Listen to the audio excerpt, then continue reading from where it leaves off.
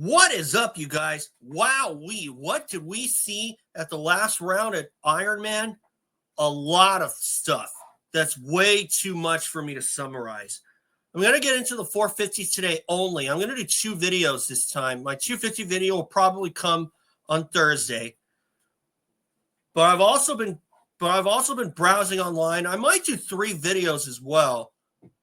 I might do another one after this, but this isn't related to moto, but it is related to Aloha Stadium. And I was looking online and I found out that the open date for the stadium has been delayed once again. I'm going to talk about that another time, but for now, I'm just going to talk about the 450 class here from Ironman Raceway. And remember, subscribe. And if you think that I'm worth listening to, that's good enough for me. So let's get this show on the road. Here's my banner. Hunter Lawrence wins with 2-2. Jett Lawrence, 1-lap penalty.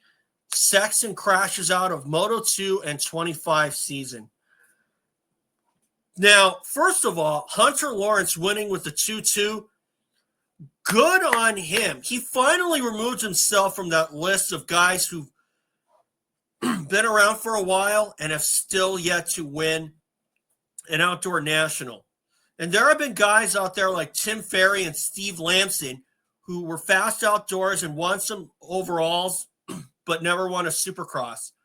Hunter Lawrence is a former 250 champion.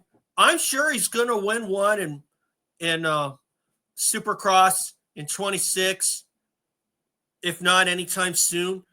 But good for Hunter to finally get off that schneid, even though he didn't win any motos, which kind of makes you feel like you didn't really win. But still, the fact remains, a win is a win, and winning with a 2-2 is not unheard of, nor is it uncommon. I mean, you look at guys who won with a 2-2, look at Ricky Carmichael, Unadilla 2001.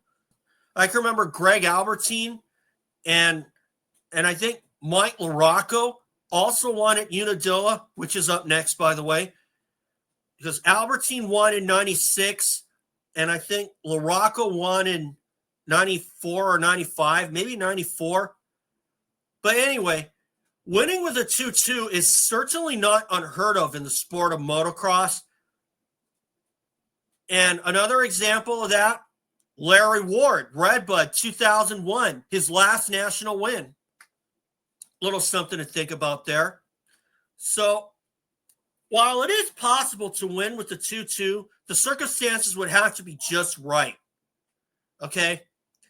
And back in the day, 2-2 rides were good for second place, but on occasion, if you're Brandon Jessamine or Chad Reed, you go 2-2 for third overall. And I included Chad Reed because he had a couple of second places in the beginning of the 06 Supercross season, but he was third overall in the standings after Carmichael and Stewart split the first 2 rounds. Carmichael won Phoenix, Stewart won Anaheim 1. Carmichael was third at A1, and then Stewart was third at Phoenix. That's the only time ever where you can go 2-2 on the day and end up third overall. But again, it is very rare. And here's the thing. For Hunter Lawrence to win, obviously he did have some luck with Chase Sexton crashing out of Moto 2, and it was later revealed that he will sit out the final 2 rounds and get ready for the playoffs. So, while it was a bad outdoor national season for Chase Sexton overall, at least you could say he got a win, and he won't be part of a stat where guys who win the title one year don't win a race the following year. I mean, you talk about someone who's done that before. Look at Greg Albertine. He won 4 overalls in 1999 en route to the 250 Motocross Championship in the States. It was Albie's only title as well. Then, the following year, he comes back from a femur injury and then hurts his knee at Hangtown. And despite signing a 2-year for 2 more years with Suzuki, he instead chose to retire at the end of the 2000 season. And could you blame Albertine? Probably not, but still, he kept working and working, and he finally won that title. And I remember that because that was my second full year following the sport of Supercross and motocross. And back then, everybody had a decent head on their shoulders, at least in terms of riding, because they still went out there with the purpose. That's changed in the last 20 years as well, because once somebody crashes out, that's it. They pretty much just ride around, and whether they finish in the teens or outside the top 20, that kind of like sticks with them for a while. And back in the day, a lot of the old guys like Bob Hanna, Kent Howerton, they would certainly be kind of looking down on that this year for people who did that today. Well, that's just my take. At least I think they would anyway. Now, the other thing on here, Jett Lawrence given a 1-lap penalty for jumping the gate. Now, can you do something about jumping the gate? No, not really. It happens sometimes. But unfortunately, the rules are the rules. But definitely, this came a long way after what happened in 2007 when Tyler Evans, or I should say the late Tyler Evans, had jumped the gate at the final round in Vegas in the 450 last chance qualifier. What did they do then? They red flagged the race. Should they have red flagged the first moto? I think that might have been better to do that instead of penalizing Jett Lawrence 1 lap. But like I said, the rules are the rules, and you certainly don't like to see that being given on someone like Jett Lawrence or even some people that you consider a piece of crap. Because if that were given to Jason Lawrence, I would have, back in the day, I would have been like, man, he didn't deserve that.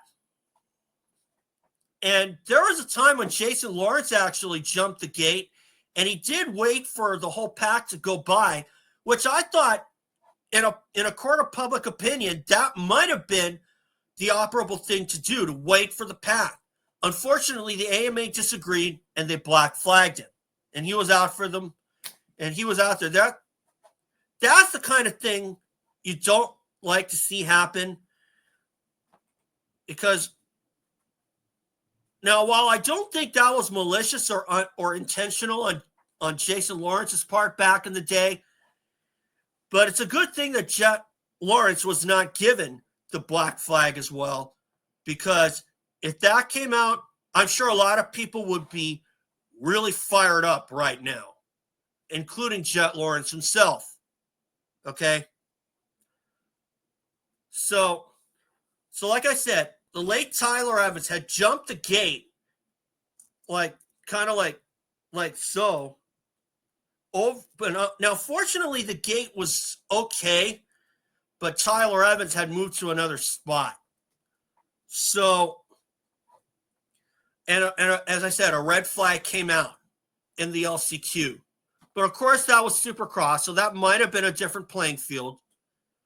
But still, although the rules are the rules, I do think a red flag might have been warranted in this case. But whatever. That's unfortunate anyway. As a result, Jett Lawrence went from 3rd to 17th. He did come back to win the second moto and tie his worst career overall finish with a 6th place.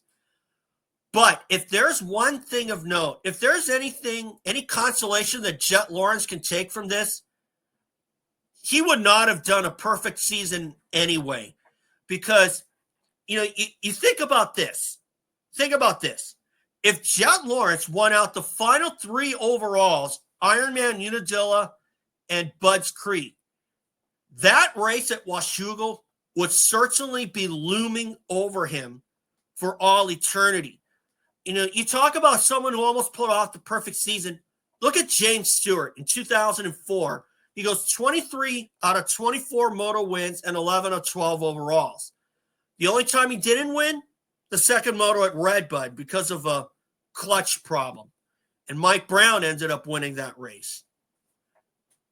And Brown became the only other winner of the 04 season in the 125s.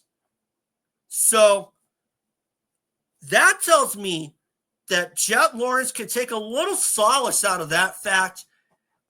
But obviously, from the get-go, accomplishing a perfect season in motocross is way easier said than done. I don't care how long the series is. But the thing is, now, as far as Chase Sexton goes, going back to Pala, when he had that crash, and he was in dire need of a break, and part of me doesn't blame Sexton. Now he gets another break because he's announced he's sitting out the final 2 nationals. So I think it's about time that that the playoffs should seriously be considered being moved to after the donations. Now, I understand there are other series involved, like the World Series or NBA basketball, but we got our own fan base. It doesn't have to coincide with all the other series. I mean, seriously, I would certainly consider moving the playoffs to after the donations, so that way then the guys get a reasonable break. You see what I'm getting at here? Because going at it for 31 weeks in like 36 out of 36 weeks, 31 races out of 36 weeks maybe, that takes a wear and tear on you. You can get away with it for a year or two, but sooner or later, it really takes a toll on you, and these guys are not going to be loving life. Okay? So that's why I say that the playoffs should be moved to after the donations, so the guys get a reasonable break. Because like I said before, back in the day when it was Supercross and Motocross, as soon as Motocross was over, that was it. It was time for rest and relaxation. And the only other 2 races that us bench racers really cared about were the donations and the U.S. Open, then later the Monster Cup. So why do they not move the playoffs to after the donations and give us a little bit more of little feelings from back in the day? That's what I like to see them do. So if you agree with that, that's cool. If not, whatever. But this is just my take on it, because I feel like these guys deserve a good long break, at least until the donations anyway. Okay? And that's where I'll leave it. So anyway, guys, thanks for watching. I'll have my 250 video up tomorrow on Thursday. So for now, subscribe, and I'll see you all for the 250 class.